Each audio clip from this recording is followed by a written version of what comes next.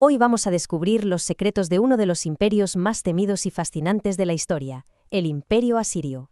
La pregunta es clave.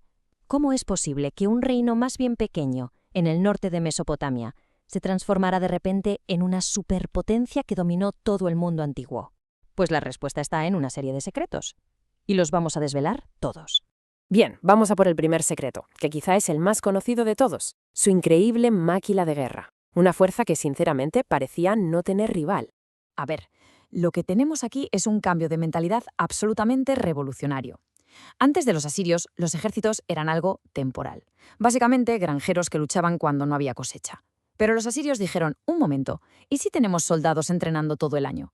El resultado fue el primer ejército profesional de la historia. Siempre listos, con una disciplina de hierro y, muy importante, con equipamiento estándar pagado por el Estado. Esto les daba una ventaja sencillamente brutal. Y claro, ese equipamiento nos lleva a su segunda gran ventaja tecnológica, la metalurgia del hierro.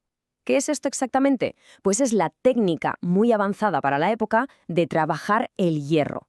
Un metal muchísimo más resistente y duro que el bronce, que era lo que usaban todos los demás. La idea es muy simple. El hierro es superior al bronce. Punto. En un combate cuerpo a cuerpo, una espada de hierro podía, literalmente, partir en dos una de bronce. Esto daba a los soldados asirios una superioridad letal en el campo de batalla. Fue una ventaja tecnológica decisiva. Y no se quedaron solo en las espadas, Aplicaron el hierro a todo. Lanzas, armaduras, cascos, las puntas de las flecas. Pero es que su innovación no paró ahí. Crearon carros de guerra mucho más ligeros y rápidos, y fueron pioneros en usar arqueros a caballo. Imaginemos la escena. Unidades súper veloces que podían atacar los flancos del enemigo y desaparecer en un momento. Eran la fuerza de choque definitiva de la antigüedad. Pero bueno, tener un ejército formidable en campo abierto no lo es todo. El verdadero poder se demostraba conquistando las grandes ciudades amuralladas. Y aquí es donde entra el segundo gran secreto de los asirios. Es que eran maestros absolutos del asedio. Tenían un método, casi un manual de instrucciones para tomar cualquier fortaleza. Primero, construían enormes torres de asedio móviles para que sus arqueros pudieran disparar por encima de las murallas. Después, usaban arietes gigantes para destrozar las puertas. Y si eso no funcionaba, sus ingenieros cavaban túneles por debajo de los muros para hacer que se vinieran abajo. Ninguna ciudad estaba a salvo. Vale, ya hemos visto su poder militar, lo que podríamos llamar el hardware, pero su software, o sea, la forma en que gobernaban, era igual de importante. Porque, a ver, conquistar es una cosa, pero ¿cómo mantienes el control de un imperio tan enorme y con tantos pueblos diferentes? La respuesta, en gran parte, está en esta idea. Usaron el miedo como un arma de forma totalmente deliberada. No se trataba solo de ser crueles, era una estrategia fríamente calculada para mantener el orden y el control. Y esto lo ilustra a la perfección. Grababan en piedra, a la vista de todos, los castigos brutales que aplicaban a las ciudades rebeldes, y se aseguraban de que todo el mundo se enterara. La noticia corría como la pólvora. El objetivo, romper la moral del enemigo, que otras ciudades pensaran, mira, mejor nos rendimos y pagamos el tributo que acabar como ellos. Era una guerra psicológica que ganaban antes de que la batalla real empezara. Pero con el miedo no basta. Para gobernar un territorio tan grande necesitas información, y la necesitas rápido. Piénsalo, ¿cómo reaccionas a una rebelión en una frontera lejana si tardas meses en enterarte? Pues la solución asiria fue esta. Crearon la primera red de comunicaciones de alta velocidad del mundo. Un sistema de caminos con estaciones de relevo cada cierta distancia. Un mensajero salía de la capital y en cada estación, ¡hop!, caballo fresco y a seguir.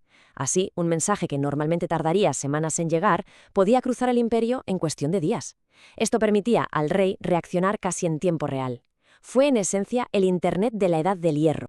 Y aquí tenemos otra herramienta de control, bastante dura, la verdad: las deportaciones masivas.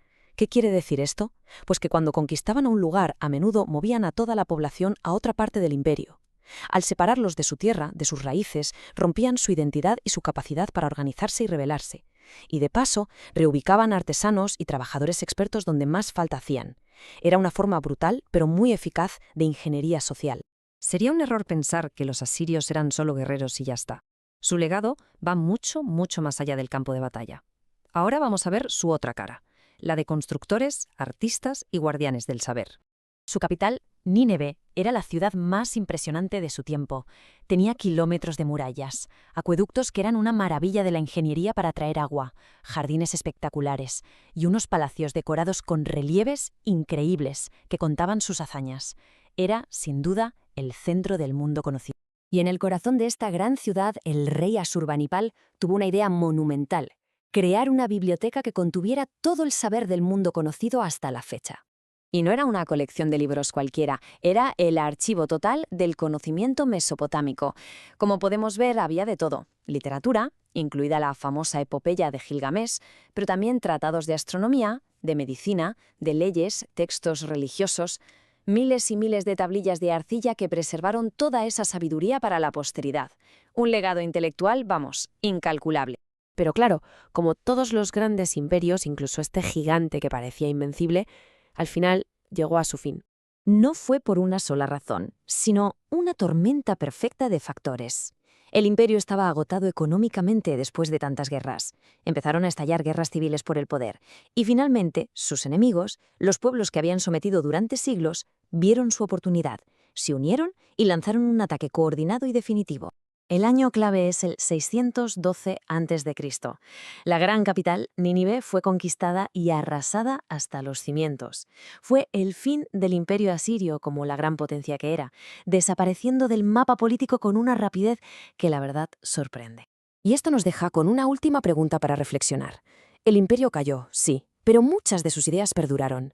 ¿Qué tácticas asirias de guerra, de comunicación, de control se siguen utilizando hoy en día, de una forma u otra, por las grandes potencias? Quizá, después de todo, no son tan antiguos como parecen.